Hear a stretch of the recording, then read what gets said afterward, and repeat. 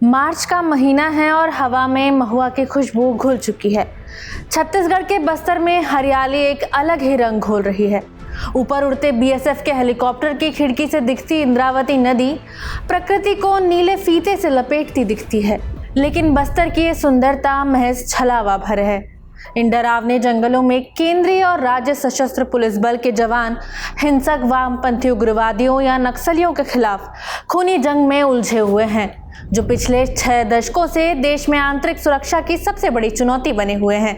इस हफ्ते की कवर स्टोरी में समझेंगे कैसे मोदी सरकार के कार्यकाल में इससे निपटने को कई एक्शन प्लान पर काम किया गया और पिछले 6 दशक की तुलना में क्या बस्तर में बदलाव नजर आते हैं।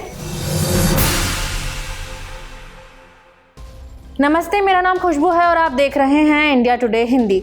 नक्सलवाद के खिलाफ छिड़ी इस जंग की एक भारी कीमत सुरक्षा बलों ने भी चुकाई है। पिछले 20 साल में 2344 पुलिस जवानों ने नक्सलियों से लड़ते हुए अपनी जान गंवा दी, जो 1999 की कारगिल जंग में मारे गए सेना के जवानों की संख्या से 4 गुना ज्यादा है। पिछले 2 दशकों में नक्सली हमलों में 6258 से ज्यादा लोग मारे गए। अपने चरम पर नक्सली खतरे ने 8 करोड़ लोगों की जिंदगियों को चपेट में लिया, जिनमें अधिकांश आदिवासी हैं। ये आंध्र प्रदेश, बिहार, छत्तीसगढ़, झारखंड, मध्य प्रदेश, महाराष्ट्र, ओडिशा, तेलंगाना, पश्चिम बंगाल और उत्तर प्रदेश तक एक रेड कॉरिडोर के साथ 10 राज्यों में फैला हुआ था। हालांकि पिछले 1 साल में इसका असर घट रहा है, क्योंकि मोदी सरकार राज सत्ता के कट्टर दुश्मन के खिलाफ लड़ाई में हावी होती दिख रही है, जिससे खतरा बेहद छोटे से लाल धब्बे जैसा सिमट गया है। मोदी सरकार 2014 में सत्ता में आई तो 10 राज्यों के 126 जिलों को सबसे अधिक प्रभावित दर्ज किया गया था। 2025 की शुरुआत में ये संख्या घटकर 12 हो गई, जिनमें ज्यादातर बस्तर में है। बाकी ओडिशा, झारखंड, महाराष्ट्र और मध्य प्रदेश के पड़ोसी जिले हैं। बेशक ये उपलब्धि इतनी प्रभावशाली है कि केंद्रीय गृह मंत्री अमित शाह ने दिल्ली के अपने घर में इंडिया टुडे के साथ बातचीत में कहा, पक्के तौर पर मेरा मानना है कि मार्च 2026 तक भारत नक्सल खतरे से पूरी तरह मुक्त हो जाएगा। कभी खूंखार माओवादी कमांडर माधवी हिडमा का गढ़ रहा पुवर्ती नक्सलग्रस्त सुकमा जिले के एक छोर पर सीआरपीएफ की 150वीं बटालियन के पहरे में है, जिसका नारा है 150 जंगल हीरो। साल भर पहले तक कोई सरकारी आदमी, चाहे वर्दी में हो या सादे कपड़े में, पुवर्ती में पीपल्स लिबरेशन गुरिल्ला आर्मी यानी पीएलजीए की बटालियन नंबर 1 की इजाजत के बिना दाखिल नहीं हो सकता था। पुवर्ती जैसे कैंप को फॉरवर्ड ऑपरेटिंग बेस या एफओबी नाम दिया गया है और ये मोदी सरकार की बहुआयामी रणनीति का मुख्य आधार है। छत्तीसगढ़ सेक्टर के सीआरपीएफ के आईजी राकेश अग्रवाल बताते हैं कि एफओबी कैसे गेम चेंजर बन गए हैं। एफओबी की शुरुआत 6 साल पहले हुई। उसके पहले सुरक्षा शिविर नक्सलग्रस्त क्षेत्रों के पास राजमार्गों पर बनाए जाते थे और एक वक्त एक ऑपरेशन चलाते थे। नक्सलियों के खिलाफ अभियान के लिए उन्हें अपने शिविरों से करीब 30 किलोमीटर तक पैदल चलना पड़ता था, जिससे वो थक जाते थे और एम्बुश अटैक के शिकार हो जाते थे। अब एफओबी माओवादी ठिकानों के करीब घने जंगलों में हैं और एक दूसरे से 5 किलोमीटर की दूरी पर सख्त सुरक्षा ग्रिड बनाते हैं। किसी एक शिविर पर हमला होने पर कुछ दूरी पर ही और जवान होते हैं और जरूरत पड़ने पर बुलाए जा सकते हैं। कभी अविभाजित बस्तर का मुख्यालय रहे जगदलपुर में स्थित commando battalion for resolute action cobra के विशाल केंद्र में अधिकांश लड़ाकू टुकड़ियां गुरिल्ला युद्ध में ट्रेंड हैं। 201वीं कोबरा यूनिट के कमांडेंट अमित चौधरी कहते हैं, हमारा सामना युद्ध के लिए प्रशिक्षण पाए विरोधी से है, जो इसी इलाके के हैं और यहाँ से अच्छी तरह वाकिफ हैं। जंगलों में बहुत सक्रिय हैं और धोखे से हम पर आईईडी या घात लगाकर हमला कर सकते हैं। कोबरा टुकड़ी 3 बड़े मामलों में केंद्रीय और राज्य पुलिस दोनों को प्रशिक्षण देती है। बारूदी सुरंगों और घात लगाकर किए गए हमलों से बचाव करना, अपने हथियारों से सटीक निशाना लगाना और दुर्गम जंगली इलाके तथा चालाक विरोधियों से मिलने वाले शारीरिक और मानसिक तनाव को झेलना। फिलहाल बस्तर इलाके में 182 सुरक्षा एफओबी हैं। पहले सालाना औसतन 15 शिविर स्थापित किए जाते थे, लेकिन 2024 में ही 30 नए एफओबी बनाए गए हैं। शाह की हथियारबंद नक्सलियों से बेरहमी से निपटो नीति के मद्देनजर इन एफओबी को अत्याधुनिक उपकरणों से लैस किया गया है। सुरक्षा बलों के पास बुल्गारिया निर्मित एके सीरीज असॉल्ट राइफलों में से कुछ में अंडर बैरल ग्रेनेड लॉन्चर लगे हैं। उसके अलावा टावर्स और JVPC carbine, Carl Gustav 84 millimetre rocket launcher, 51 और 81 millimetre mortar, thermal imaging scope के साथ नाइट विजन उपकरण जैसे हथियार हैं। सुरक्षा बलों के शस्त्रागार में सबसे नया WHAP या फिर व्हील्ड आर्मर्ड प्लेटफॉर्म है, जिसे टाटा एडवांस सिस्टम्स और DRDO ने संयुक्त रूप से डिजाइन किया है। इस सैन्य वाहन में अंदर से हथियारों को नियंत्रित करने और बारूदी सुरंग विरोधी क्षमताएं हैं। पिछले साल तेलंगाना में हुए एक माओवादी हमले में इस प्लेटफॉर्म ने माओवादियों को पीछे हटने पर मजबूर कर दिया। इसी तरह खुफिया जानकारी जुटाने और एनालिसिस के लिए अत्याधुनिक निगरानी तकनीक का इस्तेमाल भी गेम चेंजर साबित हुआ। हर FOB नेत्र 3 और भारत ड्रोन से लैस है, जिनकी रेंज 5 किलोमीटर है और कई बैटरी के साथ 60 मिनट तक उड़ सकते हैं। ड्रोन को 10 बाय 10 मीटर की जगह से उड़ाया जा सकता है और बेस पर एक स्क्रीन पर मौके से बेहद साफ तस्वीरें हासिल की जा सकती हैं। ऑपरेशन शुरू करने से पहले जवान ड्रोन को उड़ाते हैं ताकि इलाके और माओवादियों की उपस्थिति का पता चल सके। आसमान से नजर रखने का सबसे अहम काम हेरॉन UAV यानी मानव रहित हवाई वाहन कर रहे हैं, जिनकी उड़ान सीमा 35,000 फुट है और 10 घंटे तक उड़ने की क्षमता रखते हैं। नजदीकी हवाई पट्टियों से उड़ान भरकर हेरॉन प्रभावित क्षेत्र की तस्वीरें जुटाते हैं और वायरलेस और सेलफोन पर बातचीत रिकॉर्ड करते हैं। यह डेटा सुरक्षा कर्मियों के पास पहुंचता है, जो इसे जमीनी स्तर की खुफिया जानकारी से पुष्ट करते हैं। सटीक मौखिक खुफिया जानकारी या ह्यूमन स्थानीय लोगों से मिलने लगी है, जो इलाके से बखूबी वाकिफ हैं। उन्हें डिस्ट्रिक्ट रिजर्व गार्ड यानी DRG और नवगठित बस्तरिया बटालियन में भर्ती किया जा रहा है।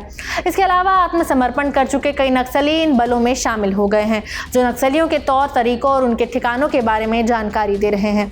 सुकमा में DRG के कांस्टेबल इंद्रजीत कुमार कहते हैं, कोई भी इस भूभाग को उस तरह नहीं जानता जैसे हम जानते हैं। हम मुश्किलें झेलते हुए बड़े हुए और लड़ाई में उतरने पर यह दिखाई देता है।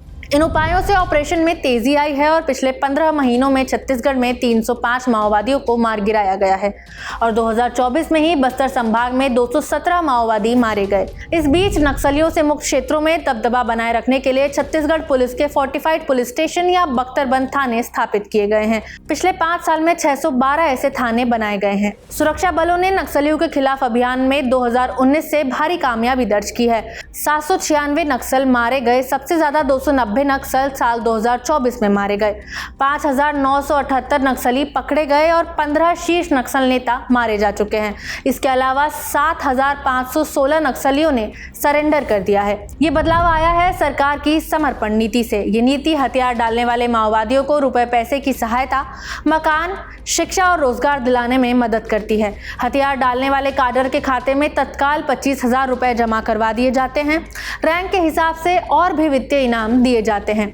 दूसरे अहम उपाय के तहत केंद्र और नक्सलग्रस्त क्षेत्रों से संबंधित राज्य सरकारों ने नक्सलियों को पैसे के प्रभाव पर अंकुश लगा दिया है।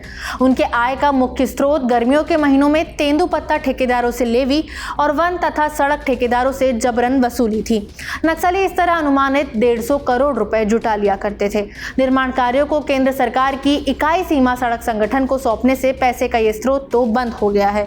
साथ ही खुफिया एजेंसियां तेंदुपत्ता ठेकेदारों पर कड़ी निगरानी रख रही हैं। छत्तीसगढ़ पुलिस के IG और बस्तर इलाके में राज्य पुलिस बलों के प्रभारी सुंदरराज पट्टीलिंगम कहते हैं, सुरक्षा के नज़रिए से हमारा मकसद नेतृत्व को ध्वस्त करना है और ये पक्का करना है कि कोई नया माओवादी मामला सामने न आए। दूसरे शब्दों में, हम लगातार हिंसा करते रहने की माओवादी क्षमता को नष्ट कर देना चाहते हैं। नक्सलियों का लंबा चौड़ा संगठन है। इसके शीर्ष पर पोलित ब्यूरो, सेंट्रल कमेटी और सेंट्रल मिलिट्री कमीशन है।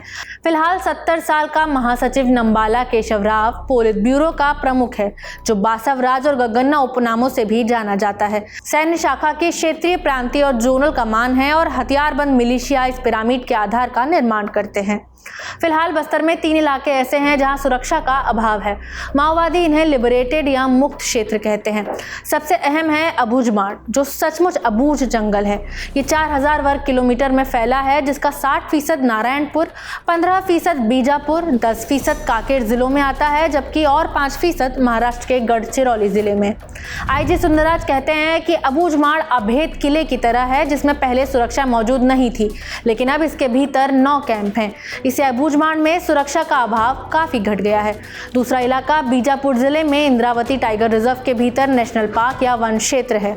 इस बीच केंद्र ने नक्सल प्रभावित जिलों में विकास की रफ्तार तेज कर दी है, जिसे गोली और गुलाब नीति कहा जा सकता है।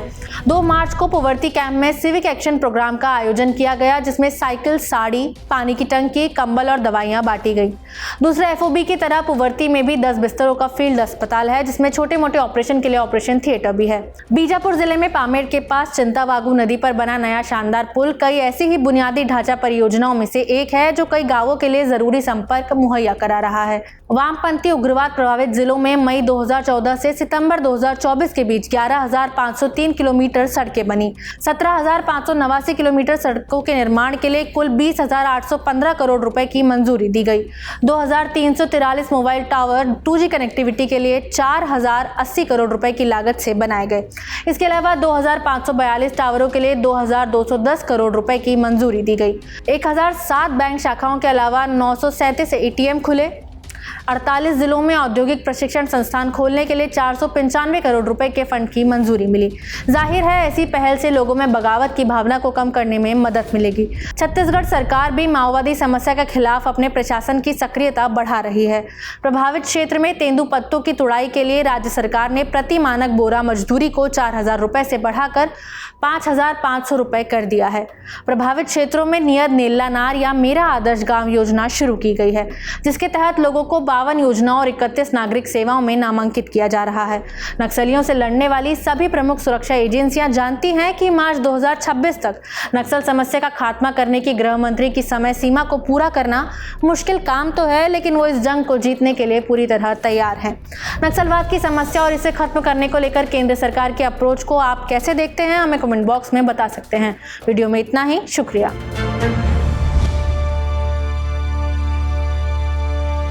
इसी तरह की तसल्ली से भरी हुई एक्सक्लूसिव रिपोर्ट्स देखने के लिए सब्सक्राइब करें इंडिया टुडे हिंदी का YouTube चैनल और बेल आइकन जरूर प्रेस करें ताकि वीडियो अपलोड होते ही आपको खबर हो जाए।